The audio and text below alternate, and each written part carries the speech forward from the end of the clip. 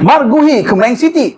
Dia Maida. Kisah perpindahan ini akhirnya disahkan sepenuhnya. Crystal Palace kini telah menerima tawaran rasmi daripada Man City dengan yuran yang dianggarkan sekitar 20 juta untuk bek tengah England dan Crystal Palace ini. Semua rundingan berjalan dengan sangat lancar dan Guehi sendiri telah pun bersetuju untuk menyertai City. Ini adalah satu langkah besar bagi Man City dan juga karier Guehi yang kini memperkuatkan lagi barisan pertahanan Man City dengan pemain England muda dan berbakat ini. Guehi akan menjadi satu tambahan penting bagi Pep Guardiola, terutamanya selepas pasukan tersebut mengalami kecederaan dan cabaran pertahanan yang dihadapi pasukan baru-baru ini. Difahamkan semua pihak, Man City, Crystal Palace dan pemain itu sendiri telah mencapai persetujuan penuh, menjadikan ini salah satu perpindahan paling menarik pada tahun 2026, Januari 2026, dan salah satu perpindahan yang tidak dijangkakan. Proses pemeriksaan perubatan dijangka berjalan dengan sangat lancar sebelum pengumuman rasmi dikeluarkan